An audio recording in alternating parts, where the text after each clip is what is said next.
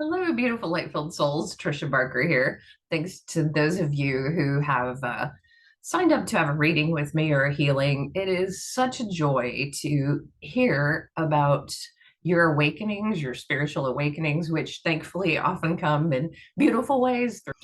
So today I want to talk about what my t-shirt represents. The message of this, Archangel Chamuel, and I did design this with AI, is an archangel. Below it says healer of hearts and unifier of communities. And I designed this because I want to wear it to yoga and I want to wear it to places around this world, because that's the energy I want to transmit to others. Is I believe that we can heal. I believe that you can heal. I know that most conflicts between all individuals, whatever that conflict may be about, there's usually a personal, deep within your heart, a wound that hasn't been healed, that is being brought up. And that's the inner work that we all have to do. And so I just want to say, just as I support all my students on their healing journeys, I support you on yours, that whatever triggers you is important. Now,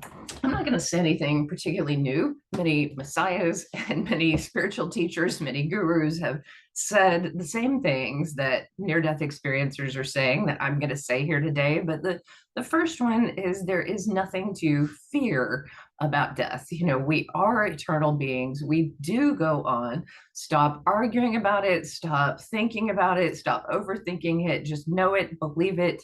Open yourself to more signs, synchronicities, and believe these synchronicities, because you are participating with consciousness. And most of all, have joy. There should be a whole lot more singing and dancing, a whole lot more music, and a whole lot more connecting of people in various ways. There should be a whole lot more brotherly, sisterly love, and less objectification and less projection onto others. That we can have a much more peaceful unity with others when we begin to work on ourselves, and when we are not wearing masks with the world. Because part of spiritual evolution is just not doing that dance. Like, I mean, it's a theater production for some people. It's just like, what mask are you going to show me now? And people who are real, who are honestly who they are as much as they possibly can be. And I put myself in that category. You don't know how many times people have called me simple, because I'm authentic, because I'm a true heart. I'm a true person. I'm not saying that I'm not capable of manipulation or putting up walls. Of course I am. But largely that's not who I am. Just I am unfiltered me. And that can be a lot. Like, I understand that, but I also really accept myself and love myself, and that has made the journey a lot easier. And so that's what I do promote, is knowing yourself and loving yourself. And the parts of you that you don't love, that you don't understand, keep giving those to God. Keep seeing your healing energetically and realistically coming into your life in a variety of ways. And sometimes you don't even have to know what it is or name it. And that might sound simple. People love to get into the intricacies of religion, spirituality, and you know sometimes it might be somewhat of an exorcism, like of spirits from yourself. Other times it might be like deep psychological work. Other times it may be just releasing rage after an event. Other times it may be simply just working out until you don't care anymore. But ultimately getting to that place in life where you love everything and see it as a part of your healing, and the healing of the world at large, is hard work, but it can be joyful work. And that's the flip side of this, that near-death experiencers keep reminding you, is the more you love, including loving your enemies or loving the things that you don't love, the more that you love with the intent of seeing healing come to these people and institutions and places, that the more you get to take with you into the afterlife. That, to put it simply, you do not take what you receive, you take what you give. So the saying, the meek shall inherit the earth. Those who give, those who serve, those who do have a whole lot more to take with them. Those who care about the stories of others, those who are outwardly projected in a sense, have more more knowledge, more knowing, that is something they take with them in this sense of the light. Now, I'm not saying that there aren't people who are truly victimized. And what I want to say about that is to not go too deep into that place, but simply to say, yes, but if you're alive and breathing, you still have the opportunity to love the process, love even your own death, even your own transition into that other realm, even losing everything. You can love yourself through that process. You can love others through that process. You can see that all of nature is conspiring to go through seasons, and we each have only so many seasons, and there's nothing to fear.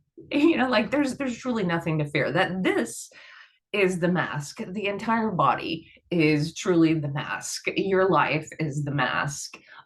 There's no reason to put on extra ones. Like that's just theater, people. Like that's just time consuming theater. And this idea that you can control anything, all you can control is your attitude towards what is happening through the lens of what is healed and what is unhealed within you. So the more you heal, the more you connect to the light, the more you are of that light, the more that you are the light of your healing, which is my tagline, which basically means the more that you are in connection with the light of God, asking for wisdom with every step of your journey. Does God tell you that revenge is wise, that you are so right and everyone else is so wrong and you're so much smarter than them? Or is that someone else? Like really just stop and think, is the person that you're calling simple for loving the world simple, or getting closer to God? Not in that sense of being in control, but being in love with life, all that it is, and all that this process asks of us on this journey. So you're on a planet where we have to get along. Like that's where you are. So when you start thinking about the Archangel Chamuel's energy of unifying communities, you really have to start with your own heart first. That one is not worse than or better than, that really on this whole spectrum of experience, if you're experiencing joy and you're experiencing inner peace and outer peace, then you're winning. And when you're not projecting too much onto others in the world, and that's part of dealing with yourself in that realm of projection. I could talk for a long time, but I don't know if you've ever had a friend just stop being your friend for whatever reason, and some of that could be projection. I'm largely like unfazed when I know that the projections are untrue. I just think, oh, I'm sorry that that person is going through what they're going through, and that's what they want to project, and that they don't have room, in their lives. And it's not even that personal. I don't have room for everyone. Like, I just don't. There's only so much room in life for what we want to do, who we want to talk to, and what is going on. So not being perturbed, not being triggered is a superpower. And it's also the way to win in negative situations. That, winning is not revenge. It's being so freaking happy you don't care, that you really are alive with loving your own life, that your life is fun. That's the poetic justice. So I always say you can't get justice all the time, but you can definitely get poetic justice. And that's writing the own life experience that you want to live, that you want to experience, and not depending on anyone or anything to make it so. And so, how do you do that? That's the process of falling in love with this life experience. And I think that one of the first ways to do that is to call in God into every part of you that isn't in love with yourself and the world around you, to say, hey, these are the places where I'm stuck. How can these change? I don't see how. Let me be downloaded with that higher intelligence. I don't like the way this is in society. I would like for this to change. How can I work toward changing this? How can the future be different? This is like near death experience wisdom. I was listening to the song Don't Fear the Reaper the other day, and I was like, that's it. Like, certainly there's nothing to fear about death. Love fully with your whole heart. Everything is only temporary. Know that while you love. Know that you will lose yourself, but you will also gain eternity.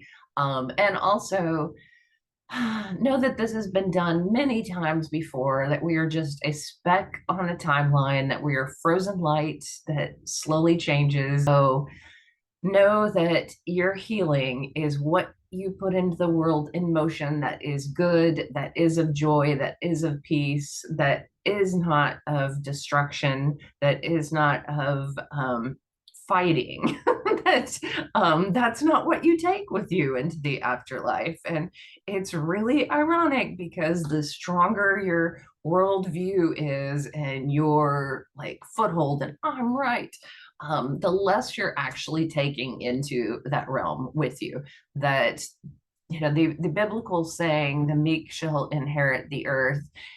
It's not the ones who bought the most, dominated the most, won in every circumstance, crushed the others, like that. That's not who inherits, eternity. What you take into the next realm is what you give. And some lives may seem charmed, it may seem like they receive a lot, and you can certainly do work on receiving more, but you can begin by just giving what you need to others and to the world around you. That you can start there. And so often, if you're disappointed in others, well, you're the light, you're the teacher, you're the angel, you're the one bringing that angel energy to this earth, you're the one bringing that God energy, and it's needed. So may you be blessed, and may you be well, and may you be joyful, and may you be happy. And you can certainly check out the link for this shirt and other Archangel t-shirts that I'll be creating with different artists, and would love to see you in community or in a reading.